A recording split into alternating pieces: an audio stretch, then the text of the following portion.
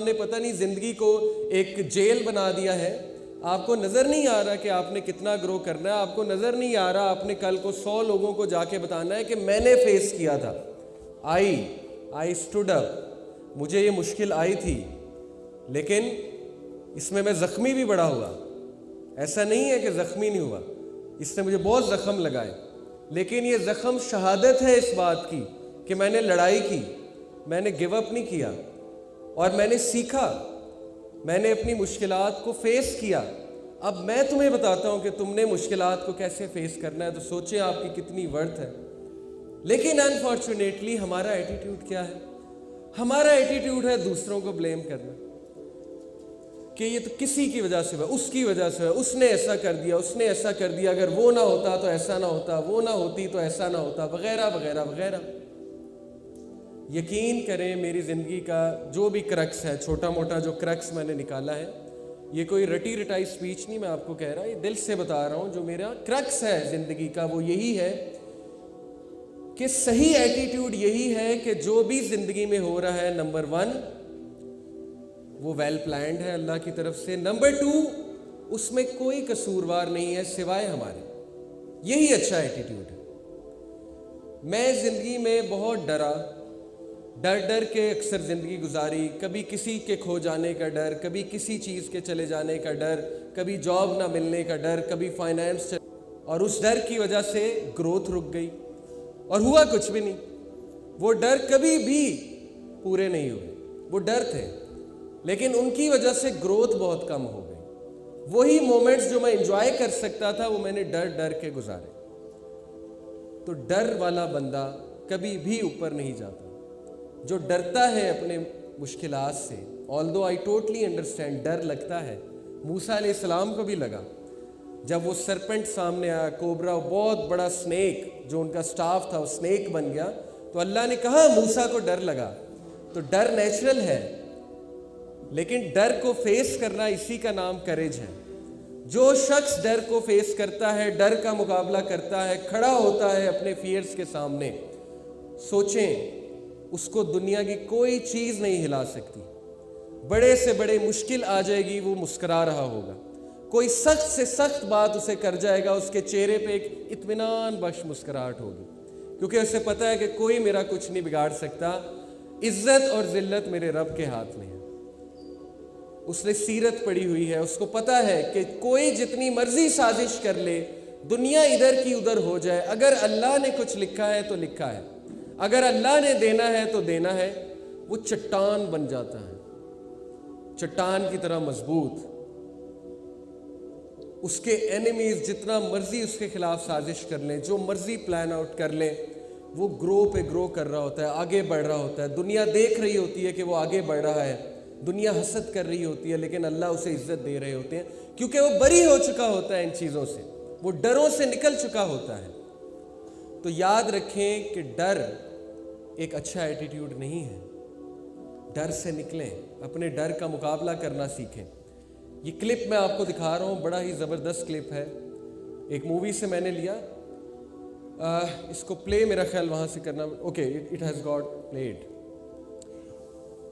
You can see کہ یہ لوگ کتنی پریکٹس کرتے ہیں. ہے تو یہ مووی کا scene, but actually this is what happens, کہ لوگ اپنے ڈروں کو فیس کرتے ہیں, اور جس کا جو ڈر ہوتا ہے وہ اس کا مقابلہ کرتا ہے جا کے, تاکہ اس کا وہ ڈر ختم ہو جائے, اس کی زندگی میں وہ چیز ریلیکسڈ ہو جائے. تو then again he is trying to eliminate his fears. Although fears کبھی بھی مکمل طور پہ ایلیمینیٹ نہیں ہوں گے, لیکن آپ میں سکت ضرور آ جائے گی کھڑے ہونے کی, مقابلہ کرنے کی. میں نوجوانوں کو اکثر کہتا ہوں, آپ لوگ ڈرتے ہیں, چھوٹی سی بات ہے, آپ فلانے سبجیکٹ سے ڈرتے ہیں, کیمسٹری بہت مشکل ہے اے لیول کی, اوکے, یہ فلانا سبجیکٹ بہت مشکل ہے, یہ آپ کا ایٹیٹیوڈ ہے.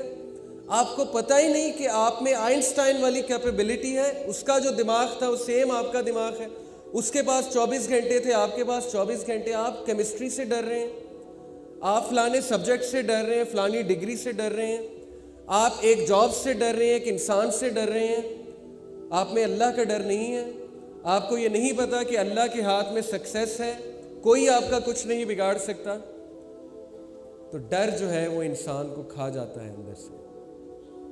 اور یاد رکھیں کہ ایٹیٹیوڈ وہی ہے جو مسلمان والا ایٹیٹیوڈ ہوتا ہے. اور مسلمان والا ایٹیٹیوڈ کیا ہے؟ مسلمان کاش نہیں کہتا. اللہ کے نبی صلی اللہ علیہ وسلم نے فرمایا کہ کاش، if the word if is from Satan. مسلمان کاش نہیں کہتا. باقی لوگ کہتے ہوں گے. وہ یہ نہیں کہتا کاش ایسا ہو جاتا تو ایسا ہو جاتا.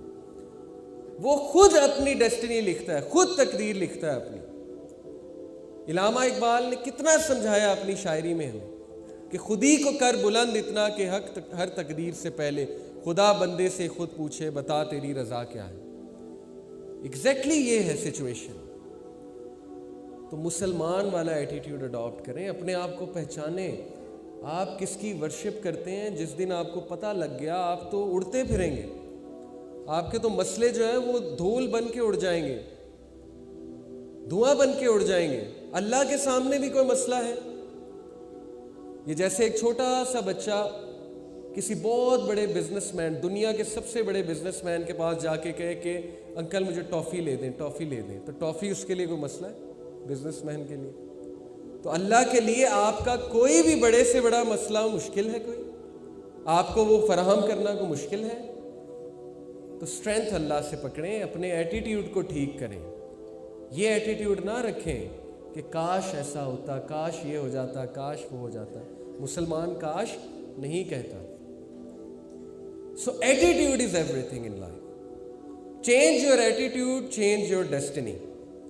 آج سے ہی بک اپ کرنا شروع کر دیں، اپنے آپ کو تھپکی دینا شروع کر دیں کہ you are doing good in life. دیا کریں، اپنے آپ کو شاباشی دیا کریں. ایسے دن آئیں گے آپ کی زندگی میں جب آپ کا اٹھنے کا دل نہیں کرے گا. آپ کو لٹرلی یہاں سے پکڑ کے، اپنے آپ کو یہاں سے پکڑ کے یوں اٹھانا پڑے گا. اٹھو، گیٹ اپ، اور نکالو اس کو جو تمہیں ڈی موٹیویٹ کر رہا ہے. کوئی مدد کے لیے نہیں آئے گا، یہ میں آپ کو پہلے بتا دوں. Be a lone wolf, although expect good but don't expect people to hold your hands. آپ ہیں اور اللہ ہیں، بس زندگی یہی مختصراً ہے. باقی ماں باپ بہت سنسیئر ہیں بے شک، لیکن کبھی کبھی انسان اکیلا لڑتا ہے. اس کی بہت سی وجوہات ہوتی ہیں. تو اکیلا لڑنا سیکھے. اپنے ایٹیٹیوڈ کو چینج کریں. اپنے آپ کو پہچانو. چٹان بن جاؤ. It all starts from your mindset, your attitude. Change your attitude.